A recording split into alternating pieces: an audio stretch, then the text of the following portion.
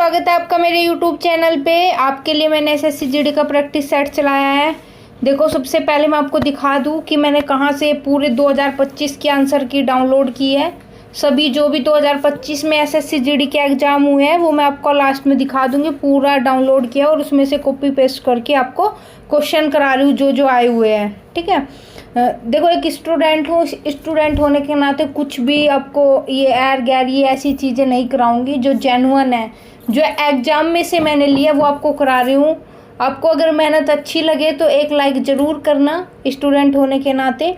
तो देखो, अभी चलते क्वेश्चन की ओर। आपका पहला क्वेश्चन है, सार्वजनिक परीक्षा अनुसूचित साधनों की रोकथाम विधेयक 2024 के अंतर्गत परीक्षा के दौरान अनुचित व्यवहार या अपराध से संबंधित अपराधियों के निर्धारित जुर्माना राशि कितनी थी? अपराधियों के लिए निर्धारित जुर्माना राशि कितनी थी? तो ये थी आपकी 1 लाख, 10 लाख, 4 लाख, 20 लाख। तो इसका राइट आंसर आपका 10 लाख थी। आइए चलते आपका नेक्स्ट क्वेश्चन।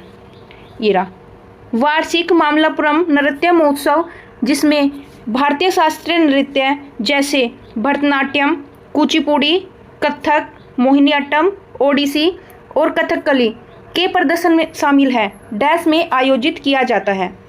तो ये आयोजित किया जाता है आपका, इसका राइट आंसर है आपका तमिलनाडु में। आइए चलते आपका नेक्स्ट क्वेश्चन। ये रहा, माइकल फेराडे ने विद्युत ट्रांसफर और जनरेटर के पीछे के सिद्धांत विद्युत चुंबकीय प्रेरण की खोज कब की थी?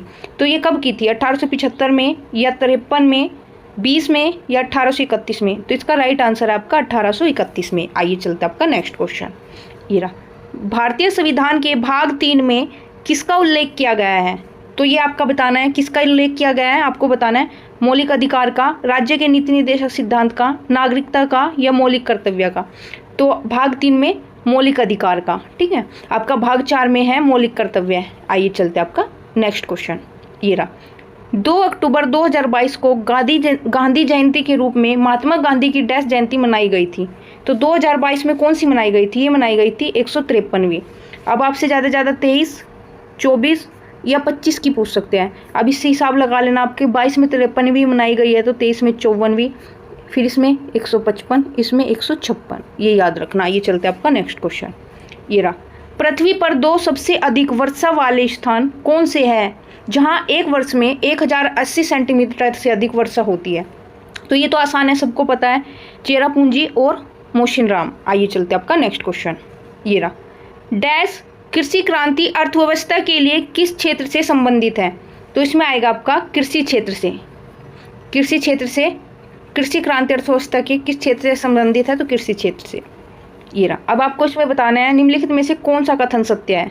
सत्य वाला बताना है। पहला दिया गया आपका, वित्त वर्ष 22-23 के लिए भारतीय कृषि क्षेत्र की अनुमानित वृद्धि दर 5.5% थी। दूसरा आपका, वित्त वर्ष 21-22 के दौरान भारत का कृषि निर्यात लगभग ये 50.2 बिलियन अमेरिकी डॉलर तक पहुंच गया। तीसरा है आपका, खरीफ विपणन सीजन 21-22 के दौरान भारत ने 581.7 लाख मीट्रिक टन चावल संग्रहित किया। तो कौन सा है आपका? आपका इसमें दूसरा और तीसरा। ठीक है, तो आप दूसरा और तीसरा देख लीजिए, ये आंसर आपका सही है। आइए चलते आपका नेक्स्ट क्वेश्चन। ये रहा, भारत में पहले एशियाई खेल कहाँ आयोजित किए गए? तो पहले आपको पता है कहाँ किए गए थे?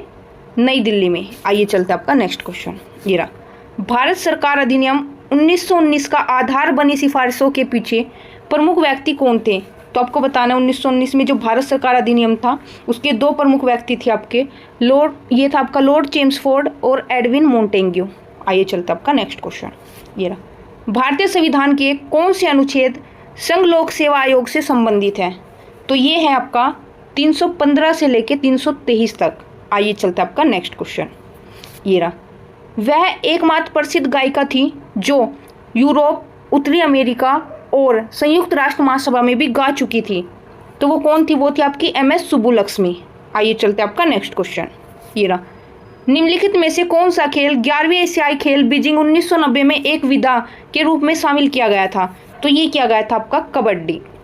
आइए चलते आपका नेक्स्ट क्वेश्चन। ये रहा, भारत के राष्ट्रीय बहुआयामी गरीबी सूचकांक एक प्रगति समीक्षा 2023 के अनुसार निम्नलिखित में से किस क्षेत्र राज्य समूह में बहुआयामी गरीबी का प्रतिशत सबसे अधिक है? तो ये है आपका दादर और नागर हवेली तथा दमन और दीप में। ठीक है, अभी देखो आइए चलता आपका नेक्स्ट क्वेश्चन। इसे थोड़ा छोटा कर लेती हूँ, ये ज़्यादा बड़ा है, 1 मिनट, अब सही है। आइए चलता आपका नेक्स्ट क्वेश्चन, ये रहा। अगस्त 2024 में सर्वोच्च न्यायालय को अलविदा कहने वाली महिला कौन है, जो तेलंगाना राज्य के लिए उच्च न्यायालय की प्रथम महिला मुख्य न्यायाधीश बनी थी और भारतीय सर्वोच्च न्यायालय में पदोन्नत होने वाली 9वीं महिला थी। तो वो कौन थी, आपको पता है, वो हिमा कोहली थी। आइए चलते आपका नेक्स्ट क्वेश्चन, ये रहा। प्रधानमंत्री रोजगार प्रोत्साहन योजना डैश से क्रियान्वित की जा रही है, तो ये की जा रही है 2016 से। आइए चलता आपका नेक्स्ट क्वेश्चन। निम्नलिखित में से किस पौधे को विषम चढ़ने का उपयोग करके दीवारों पर चढ़ाया जा सकता है? ये तो आसान से आपको भी पता, कोई भी लगा देगा, कद्दू के पौधे को।